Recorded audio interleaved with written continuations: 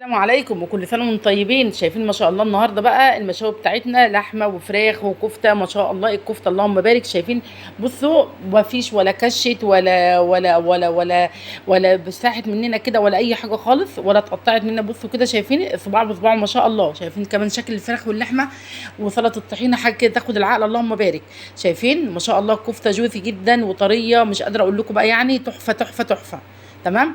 بصوا بقى تعالوا نشوف هنعمل مع بعض الجمال ده ازاي. بس قبل ما نخش على الوصفه بتاعتنا ما تنسوناش في اللايك والشير وتفعيل الجرس. شايفين الصينيه؟ صينيه اسمها صينيه السعاده، صينيه الهنا، صينيه كل حاجه حلوه ما شاء الله اللهم بارك.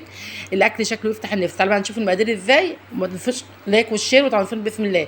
كان معايا هنا التتبيله، معايا بصل ومعايا فلفل احمر واخضر ومعايا طماطم، معايا بهارات، معايا بابريكا، معايا ملح، معايا سكر، معايا كمون، معايا فلفل اسمر، معايا بهارات كابوسيني كده. المهم كله في الخلاط كده، ومعايا خل كله في الخلاط زي ما انتم شفتوا كده ضربناه. نزلنا بيه على الفراخ. دي كانت فرخه كبيره عندي، انا قطعتها كذا حته كده معايا علشان تستوي معايا لان الفرخه كانت كبيره. قطعتها معايا اجزاء كتيره. اللحمه بتاعتنا كمان كانت ما شاء الله. شايفين كده انا التتبيله اللي عملتها اخدت نصها بس، نزلت على النص التاني زي ما انتم شايفين كده بصويا صوص، ونزلت عليها على طول كده على اللحمه بتاعتنا. هتبلهم. انا هعمل التتبيله دي قبلها بيوم واسيبهم في التلاجة. الفراخ واللحمه والكفته برضو انا كنت عاملاها، بس صراحه الكفته كنت عاملاها وحطها في الفريزر من قبلها كنت عاملاها قبلها بفتره يعني. هنا بقى زي ما انتم شايفين ده طبق ميه مغليه نزلت فيه بالرغيف من العيش البلدي بتاعنا كده، رغيف من العيش البلدي العادي خالص. سبته لحد ما طري معانا خالص وشرب كل الميه. هعصره من الميه الزياده بتاعته زي ما انتم شايفين، وهنزل فيه في شفشه الخلاط بيه كده على طول. هنزل معاهم ايه بقى؟ شايفين دي كانت معلقه من الطحينه، هي معلقه واحده. شايفين؟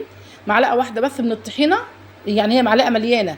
ونزلت عليها بفص ثوم، ونزلت عليها بكمون، ونزلت عليها بالملح ورشه كزبره بس كده زي ما انتم شايفين. هضرب كله في الخلاط مع بعض وكده زي ما انتم شايفين قدامكم كده. دي الطحينه بتاعت المحلات يا جماعه، دي فعلا فعلا طحينه المحلات بكل اسرارها كده. انا جايباها من مصدر موثوق منه. انزل بقى زي ما انتم شايفين بتضرب مع في الخلاط كده. هنزل عليها كده بشويه من الزيت. شايفين ما شاء الله؟ شايفين قوام الطحينه؟ ومعلقه واحده من الزيت عملت لنا كميه قد ايه اللهم بارك يعني. شايفين ما شاء الله؟ مليت لنا البوله بتاعتنا كده. الله اكبر عليها. شويه من الشطه بقى وشويه من الزيت على الوش كده، واحلى طحينه وبالهنا والشفا للي اكل وبالهنا والشفا للي شاف. تمام. هنركنها بقى على جنب كده شويه زيت كده. نركن بقى الطحينه بتاعتنا.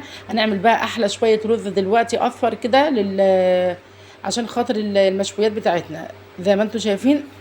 دي معلقه من السمنه هنزل بيها دلوقتي معانا على طول بشويه من الزيت. دايما اي رز بعمله بحط معاه سمنه وشويه من الزيت. تمام. نزلت كده ببصلايه كبيره. انا هقلبها كده على النار شويه. انا مش عايزاها تحمر ومش عايزاها تاخد لون، بس تدبل كده. اول ما تدبل معانا خالص كده مش عايزاها تحمر، يعني يا دوبك بس كده. شايفين انا رميت فيها نص معلقه من البابريكا من الكركم وبهارات ورق لوري. وزي ما انتم شايفين كده ما شاء الله. بص ابتدى اللون الذهبي بس مش عايزاها تحمر خالص خالص. تمام. نزلت عليها كمان بشويه من البهارات بتاعتنا. وبعد ما الريحه تطلع معانا، اول ريحه ما تطلع على طول بروح نازله على طول بميه. مش بنزل بملح، مش بنزل يا جماعه بالرز اشوحه فيها، لا. لو شوحته فيها الرز البصله بتبقى باينه فيها، يعني كاني بعمل رز ببصل للسمك. لا انا بنزل بالميه كده، والميه تاخد بقى تاخد وتدي معاها. ظبطت الملح كده واغطيها. اول الميه ما تغلي هروح نازله على طول بالملح بالرز بتاعنا كده بس كده. والرز العادي بقى انتوا عارفين طبعا، يعني هيغلي. اول ما يغلي معانا كده او يجي يشرب الميه هقلبه تقليبه وهدي عليه النار. وبعد كده هسيبه لحد ما يتشرب معانا ويستوي ما شاء الله. هنا بقى المشاوي دلوقتي هنسيخ دلوقتي بقى المشاوي بتاعتنا. هنعمل الفراخ واللحمه. احنا هنعملهم على الفحم، مش هنعملهم في البوتاجاز على البوتاجاز، لا هنعملهم على الفحم. يعني كنا مولعين كده الفحم بقى ومجهزين الدنيا. والدنيا ما اقولكوش بقى، يعني بصوا كانت عبقت لنا وبدهولت لنا الدنيا. بس صراحه ربنا كانت الاكله كانت حلوه واللمه كانت حلوه. ابني ومراته وابني، فكانت الدنيا كانت جميله والله العظيم. ربنا يدوم لمتنا يا رب. تمام. بص كده بنسيخ كل كده اللي ساخ بنسيخ معانا اللحمه كلها كده. احنا عملنا اللحمه الاول لان هي طبعا بتاخد سوا عن الفراخ. بس اهم حاجه لما تيجي تشووا وتيجي تولعوا الفحم يا ريت يا ريت ما تخلوش النار قريبه جدا عشان هتحمرها هتسويها، يعني هتديها لون ومن جوه تبقى نيه. هنا بقى الشبكه زي ما انتم شايفين كده برص عليها الفراخ بتاعتنا وهحطها. يعني انا هسيخ في اللحمه، لكن زي ما انتم شايفين كده بصوا دي السياخ بتاعت اللحمه والفراخ والشبكه كمان اهي زي ما انتم شايفين كده. دي الشبكه اللي حاطين عليها الفراخ. بصوا اللي بيستوي على طول بنطلعها اول باول كده ما شاء الله. شايفين؟ ده ابني بقى اللي كان قاعد بيشوي، ربنا يبارك له يا رب ويخليه لنا. هو بقى عاشق الحاجات ديت، وعاشق المطبخ كده زيي بالظبط، بيحب يتعامل في المطبخ زيي.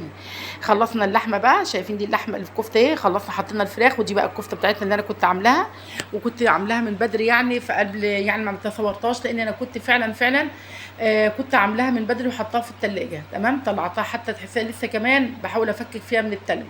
انا كده بسيخها على الاساغ زي ما انتم شايفين كده، الحجم اللي انتم عايزينه، ما تقلقوش هي مش هتكش خالص. الطريقه بتاعتها كانت حلوه جدا صراحه.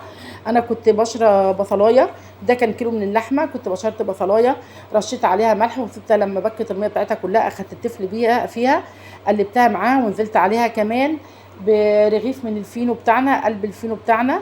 لو هتحطوا القلب بس كده رغيفين، من الرغيفين من الصغيرين دول او رغيف من الكبير، وعجنتهم مع بعض كويس جدا كده، عرضتهم في الكبه، وبعد كده عجنتهم عجن كاني بعجن عجين كده، لحد ما بقيت عامل انسجه، بمسك حته اللحمه كده. والبهارات طبعا نزلت بالبهارات بتاعتنا، وكان عندي بهارات الكفته دي نزلت عليها وقلبتها زي ما انتم شايفين. امسك العجينه كده او الكفته، امسكها بين ايديا الاتنين كده، كانها زي القماش كده، وزي النسيج بيعمل خيوط كده معايا كده. اضمنوا ان اللحمه بتاعتي طبعا، وكنت طبعا وفارمه معاها طبعا مع الكيلو، كنت فارمه يعني اقل من ربع كيلو من الدوش معناه، هو ده اللي بيخلي الكفته ما شاء الله تمسك كده وما تفكش معانا ابدا. شايفين ما شاء الله، دي كانت النتيجه تحفه جدا، اللهم بارك.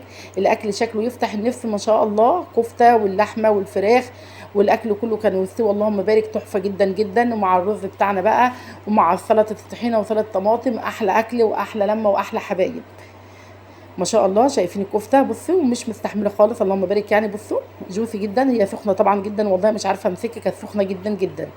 بصوا بوريكم الكفته من جوه، اللهم بارك يعني.